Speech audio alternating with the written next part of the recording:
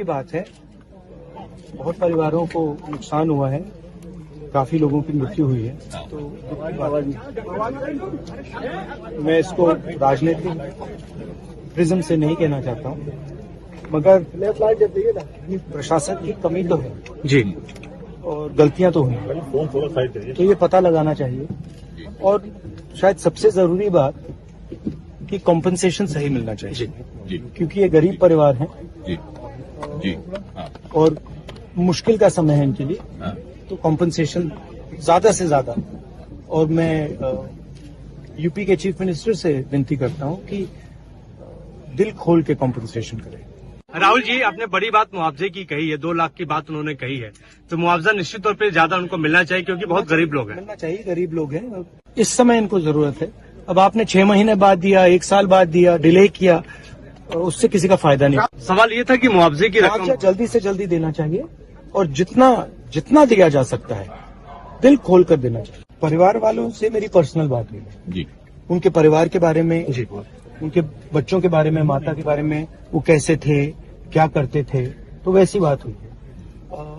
उन्होंने कहा कि प्रशासन की कमी है, उन्होंने कहा कि जो अरेंजमेंट वहां पुलिस का होना चाहिए था वो नहीं था, ठीक है। बट बहुत दुख में है, शॉक में है, तो ऐसी सिचुएशन में मैं मतलब उनकी जो स्थिति है, उनकी सिचुएशन है, उसको समझने की कोशिश करता हूँ। नमस्कार, उम्मीद है आप लोग स्वस्थ और सानंद होंगे। हम लोगों की तरफ एक कहावत है कि रईस रईसी होता है और रईसी 3 पुश्त में आती है और 3 पुश्त में जाती है। उसका मतलब ये होता है कि जो बड़ा आदमी है वो बड़ा ही आदमी रहता है, उसका आचार व्यवहार, बोल बात, बर्ताव सब कुछ बड़े आदमियों की सरीखी होती है, जो गंभीर होती है और अच्छी होती है। ये एक कहावत हम लोग के यहाँ है। अब इस कहावत को दिमाग में रखे रहिए। उस कहावत के ये कहावत मैंने क्यों कही ये आपको बाद में बताऊंगा। कल की एक बड़ी इंपॉर्टेंट घटना हुई जो लोगों को नहीं पता चल पाई, क्योंकि पता नहीं चलनी भी थी, जो ऐसा माहौल बना हुआ है। अपने बेटे की शादी के सिलसिले में अंबानी साहब कार्ड देने सोनिया गांधी के घर पहुंचे। शादी का तो एक बहाना था बड़े आदमी का, जो मतलब बड़े आदमी तो नहीं कहेंगे उनको, मतलब अमीर आदमियों का एक बहाना होता है कि किसी न किसी बहाने से कहीं जाते हैं। और इधर वो अंबानी साहब उनसे मिलने पहुंचे सोनिया गांधी से, शादी का कार्ड देने के बहाने। और उसी समय राहुल गांधी, क्योंकि राहुल गांधी आजकल सोनिया गांधी के ही साथ रह रहे हैं, निकल करके गुरु तेग बहादुर कॉलोनी में जो वहाँ पर जो मिस्त्री लोग रहते हैं उनसे मिलने चले गए। वहाँ से फिर उसके बाद लौट करके सवेरे हाथरस के पीड़ितों से मिलने चले गए। यानी जिस समय अंबानी कहना का जो वो है, मतलब उनका जो मुख्य ध्येय इस समय शादी ब्याह में कंसंट्रेट करना, उस समय राहुल गांधी का मुख्य ध्येय जो था वो जो भारत के गरीब मजलूम है उन सब के बीच में जा करके और उनके सबकी चीज़ों को समझना, उनके दर्द को समझना है।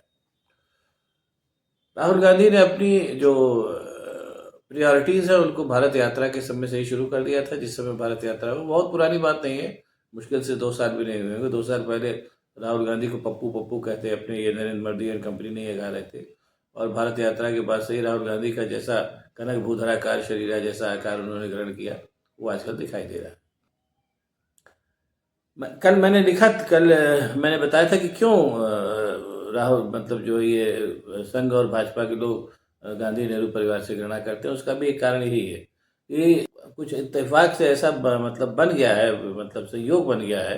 हालांकि वो संयोग नेहरू गांधी परिवार के अथक परिश्रम से बना है कि भारत का जो गरीब और मजलूम तबका है उसके साथ में कहीं न कहीं आकर के नेहरू गांधी परिवार जो है एकाकार हो गया है। इसीलिए 3-4 पुश से लगातार मामला चल रहा है। वही कहानी फिर दोहराई गई अगर आप देखिए तो। जब अपने ये मनमोहन सिंह और सोनिया गांधी की सरकार ने भारत के गरीबों मजलूमों के लिए तमाम काम किए, 10 साल के अपने उसमें सूचना का अधिकार आया, क्या नाम अनाज उसको भोजन का अधिकार आया, शिक्षा का अधिकार आया, ये सब चीज़ें जब आई और उसी के बाद ही तत्काल बाद अपने नरेंद्र मोदी की सरकार आ गई, जिनके सरकार के कार्यकलाप आप सब लोगों ने देखे ही।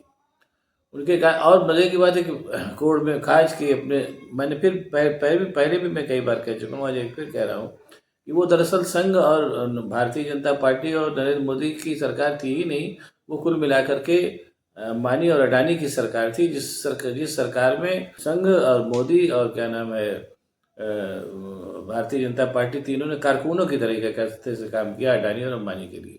और मैं फिर भी एक बार पहले भी बता चुका हूँ और फिर बता रहा हूँ कि अडानी अंबानी और उस जैसे 13-14 जो इंडस्ट्रियलिस्ट हैं, बल्कि ये कह लीजिए परचूनिये हैं, जो उसमें से हैं जो भारत से ही लेकर के भारत को ही लूट करके अपना साम्राज्य खड़ा कर रहे हैं। उनमें की इंडस्ट्रियलिस्ट नहीं है टाटा बिरला जैसे, या जो बाहर के तमाम इंडस्ट्रियलिस्ट होते हैं जो उद्यम करके और नई चीज़ें पैदा करते हैं, उससे अपने देश का या पूरे दुनिया का भला करते हैं, उसमें के नहीं। इन सब लोगों ने अपना धीरे धीरे क्या नाम है, नरेंद्र मोदी का जब शासनकाल आया तो उनकी सत्ता पर पूरा अपना वर्चस्व जमा दिया। और ये तीनों, नरेंद्र मोदी और भाजपा और आपके क्या नाम है, राष्ट्रीय स्वयंसेवक संघ, ये तीनों जो थे इनके कारकुन बन करके इनके काम करने लगे और पूरी तरीके से यहाँ की बड़ी बड़ी कंपनियां इन लोगों को देने लगे और उसके एवज में इनसे तमाम चुनावी चंदा वंदा भी सब लिया, जो 16,000 करोड़ रुपए का चंदा खुल के सामने आया। ये एक पूरा सिस्टम चला और जाहिर सी बात है, चूंकि इस सिस्टम को का विरोध करने के लिए राहुल गांधी उतर चुके थे और इस सिस्टम का विरोध करने के लिए प्रतीक रूप में भी वही सामने आते थे, इसलिए उनका भरपूर उत्पीड़न करना शुरू कर दिया गया, जिसको सब मालूम ही, सब लोग देख ही रहे हैं। जेल भेजने से लेकर के उनका बंगला छीनने से लेकर के ये सब सारे काम उनके किए गए। लेकिन फिर भी राहुल गांधी ने कहीं से भी अपने आप को इस सत्ता के आगे डरा हुआ नहीं महसूस किया। और उसका पीक तब आया जब चुनाव आया, तो चुनावों में कांग्रेस के खातों पर भी प्रतिबंध लगा दिया गया।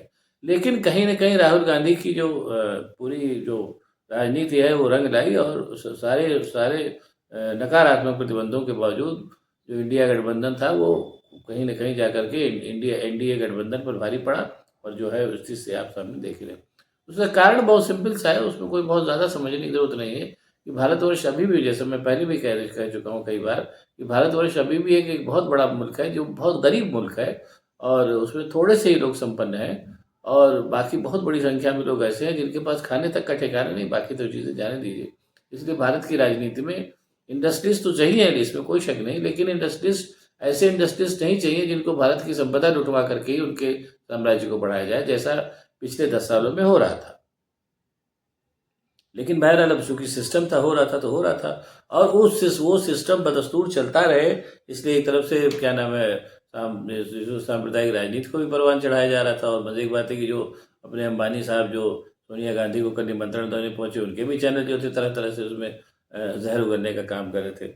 ये सारा जो पूरा का पूरा जो पूरा सीनेरियो था, बावजूद इसके कहीं न कहीं चूंकि राहुल गांधी ईमानदारी से भारत के कल्याण के लिए, भारत के गरीबों के कल्याण के लिए, गरीब और वंचित दोनों शब्द कह लीजिए, उसमें आपके आदिवासी भी हैं, मुसलमान भी हैं, दलित भी हैं, पिछड़े भी हैं, सब सारे लोग हैं इन सब। और उसमें भी सवर्णों का भी बहुत बड़ा सेक्शन है, ऐसा नहीं है। सवर्णों का वो सेक्शन जो बहुत सी वजहों से पीछे छूट गया है। यानी कुल मिलाकर के मोटे तौर पे कही कि जो वंचित है और दलित, मतलब वंचित और दलित, मतलब जिसको कहना चाहिए ऐसे तबके हैं जो जिनके लिए राहुल गांधी लगातार पूरी तरीके से राहुल गांधी पूरी तरीके से काम में लगे हुए थे। वो पूरा उनका प्रयास रंग लाया और अब इस बार चुनाव में वो चीज़ें सामने आ गई। सारे झूठ, सारी सांप्रदायिक क्या नाम बयानबाजियों, सारे उत्पीड़न, इसके सब के बावजूद जनता ने राहुल गांधी का साथ दिया और जो चुनाव के रूप में वो सामने आया। अभी भी सांप्रदायिक और क्या नाम झूठ की राजनीति और जो थोड़ा सा क्या नाम धर्म की राजनीति की खुमार बाकी है, वरना अभी और थोड़ी जो बेईमानी हो रही है, ये भी कहेंगे, जो बेईमानी और 420 और झूठ भी सब चल रहा है, उसके चलते इंडिया गठबंधन को पूरी सफलता नहीं मिली, जो अगली बार तक मिल जाएगी। और वैसे भी जो स्थिति दिखाई दे रही, चंद्रबाबू नायडू वगैरह के आकर के भी उन्होंने आकर के 15,000 करोड़ रुपए की मांग की है, 11,000 करोड़ की मांग की है, पता नहीं नरेंद्र मोदी दे पाएंगे नहीं दे पाएंगे। तो कुल मिलाकर के जो केंद्रीय सरकार का जो हाल है नरेंद्र मोदी की, वो भी ऐसा हाल है कि हो सकता है बीच में ही सरकार गिर जाए, लेकिन बहरहाल वो तो बात की बात देखी जाएगी। कुल मिलाकर के ये सिनेरियो हुआ और उस बीच में देखिए इसी को कहते हैं बड़प्पन, कि वो अडानी और अंबानी जो नरेंद्र मोदी के साथ मिलकर के राहुल गांधी के दमन के लिए सारा का सारा वो अब अख्तियार कर रहे थे। उनसे सोनिया गांधी न कभी मिलने गई, न कभी उसने कोई ऐसा संदेश भेजा कि हमारे लड़के के ऊपर आप लोग थोड़ा सा रहम करिए, ऐसा कुछ नहीं। वो अपना जो इंदिरा गांधी की राजनीति की जो परंपरा में वो आराम से बैठी रही। और सबसे बड़ी बात है, मैं बारम्बार इसके लिए सोनिया गांधी को कई मामलों में इंदिरा गांधी से भी बड़ा ओहदा देता हूँ, कि उन्होंने बाहर से, एक महिला आई और बाहर से आकर के उसने गांधी परिवार के साथ और भारतीय समाज में अपने आप को इतना आत्मसात कर लिया कि अपने दोनों बच्चों को भी उन्होंने भारतवर्ष के कल्याण के लिए एक तरीके से छोड़ रखा है। देखा जाए तो जैसे जैसे उन्होंने वो अपने घर में दुर्घटनाएं देखी हैं, अपने पति का इतनी रोमहर्षक दृश्य मृत्यु देखी, सास की इतनी देखी, और उसके बावजूद अपने दोनों बच्चों को ऐसी ऐसी असुरक्षित भारतीय राजनीति में उन्होंने अपना रोल निभाने के लिए छोड़ रखा है। ऐसा काम सोनिया गांधी जैसी महिला ही कर सकती है। धन्य है इस महिला को, ये मानना चाहिए, ये फैक्ट है। बहरहाल बात अंबानी की और राहुल गांधी की हो रही थी। अंत में सारा जब कुछ सब कुछ कर करा के जब हार गए भारतीय जनता के उसके सामने, और सारे झूठ सब गड़बड़ा गया मामला, तो अंत में किसी तरीके से अंबानी ही जो थे झुके, और उन्होंने जा करके, बहाना तो आदमी तलाशता ही है, शादी के बहाने सोनिया गांधी से मिले। वो भी उन्होंने, राहुल गांधी ने भी जैसे वो उधर पहुंचे वैसे अपना वो चले गए।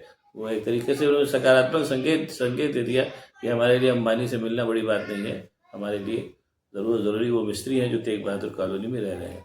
ये कुल मिलाकर के कल का सबसे बड़ा वाक़या हुआ, जो ऐसा एक वाक़या है जो भारतीय इतिहास को अब एक नया मोड़ देने जा रहा है। जैसे इंडिया शाइनिंग के नारे के बाद फिर कांग्रेस आई थी और भारतीय जनता के कल्याण के लिए 10 साल तक पूरा का पूरा क्या नाम है इन दोनों ने काम किया, मनमोहन सिंह और सोनिया गांधी ने। वही जो है यह समय का चक्र फिर से लौटता दिखाई दे रहा है। अब बाडी अडानी और सब सारे रहेंगे, ऐसी बात नहीं है, लेकिन वो अपनी औकात में रहेंगे।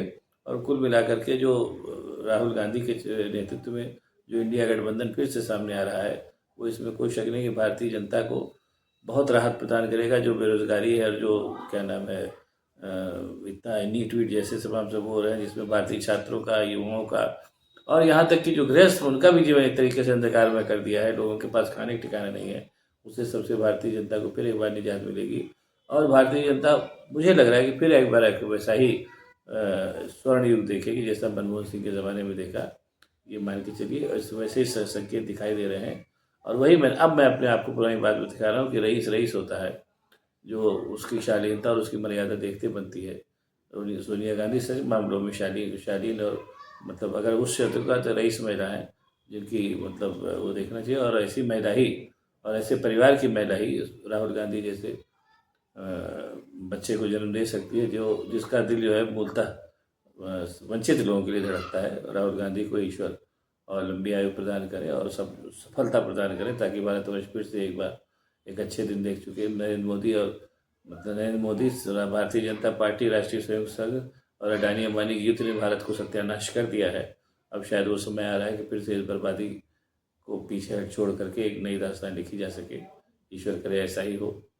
बहुत बहुत धन्यवाद। अब आपको अगर मेरा वीडियो पसंद आए तो इसको लाइक करिए, शेयर करिए, साथ ही साथ मेरे चैनल को सब्सक्राइब करिए, ताकि मैं और भी ऐसी बातें आपको बताता रह सकूँ। बहुत बहुत धन्यवाद। नमस्कार।